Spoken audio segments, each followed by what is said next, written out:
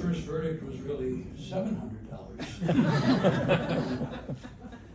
And it was a case where there was a $40 medical bill. And I thought I was being clever putting it in, evidence, and turned out that the jury sort of equated the verdict with the medical expenses. But nevertheless, I was ecstatic.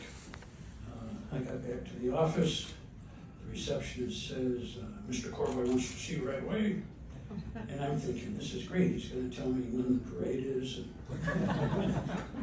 I go into his office and I sit down and he says, what was the verdict? And I said, $700. And he said, what were the expenses for the trial? I said, I don't know. He said, I do. They were $2,000. So there was no parade. And I learned a lesson that you don't blow up photographs to a ridiculous size that show no damages to the vehicles. So when I first started, there was a Cook County jury verdict reporter, and it consisted of one person, Max Sonderby. Max, who died at age 99,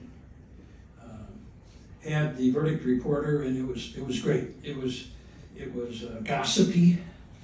The first page there was like Cup's column, and if any of you remember that. And then the verdicts, which were plentiful back then in the 70s, there were trials all over the place. It's very unlike today. All the trial judges were busy all the time trying cases. And that's how guys like Johnny and I and Clifford and Joe and our vintage guys got to hone our skills. And I couldn't wait.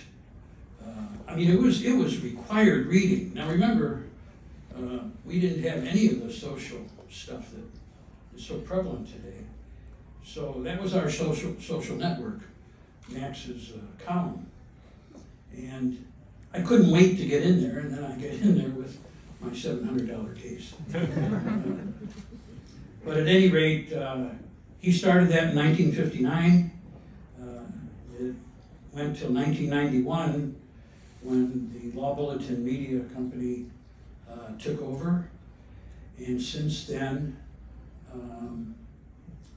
Peter, you guys, your predecessors, have done a terrific job for the bench and the bar, because it's our way to stay in touch, to learn, and we really appreciate all that it is today.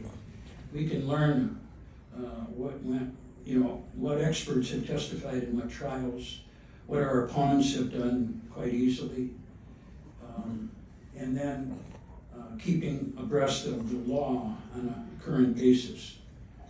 And so the Law Bulletin Media Empire, if you will, as Peter points out, 169 years, it's been helping the bench and the bar, and we appreciate it.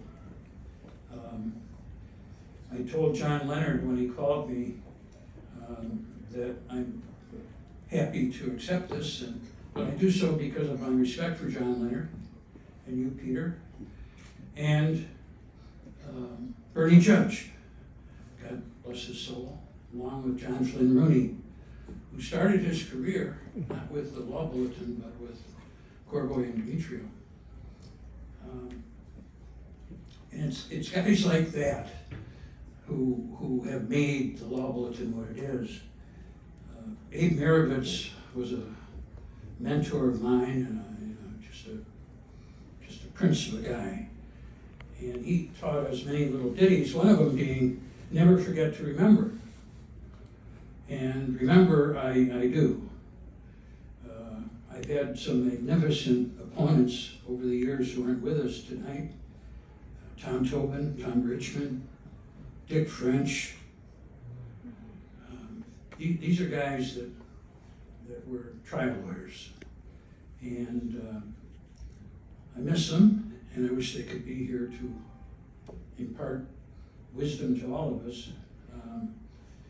Now that we have Google, for younger lawyers, I urge you to Google them and hopefully, learn about them.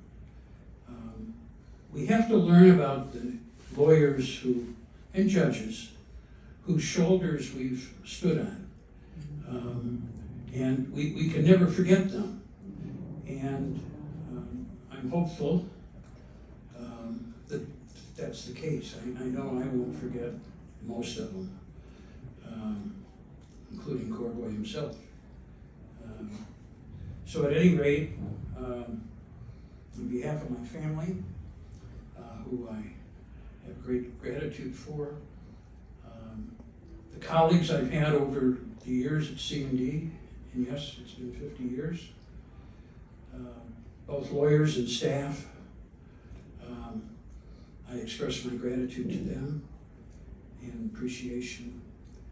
And I only hope that each of you someday have this opportunity that John and I have tonight, because you'll reflect, and it's hard to garner for your benefit the greatest stories. John did a great job of doing that. And again, it's amazing. John and I are going in, so we're the first two to complete a firm name, if you will. Phil Corboy received this award, as did Bill Johnson. So Johnson and Bell now have received it, and Corboy and Demetrio have now received it, and I think that's pretty neat.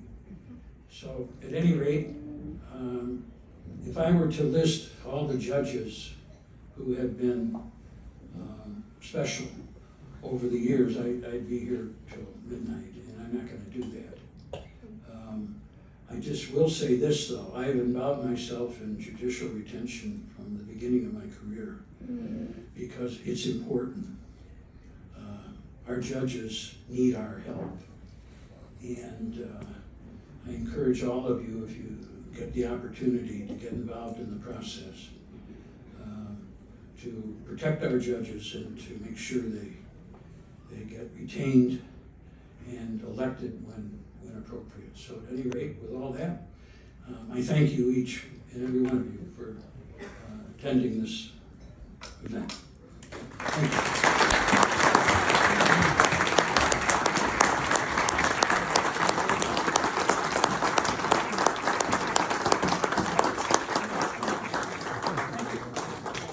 What do I do here? There we go.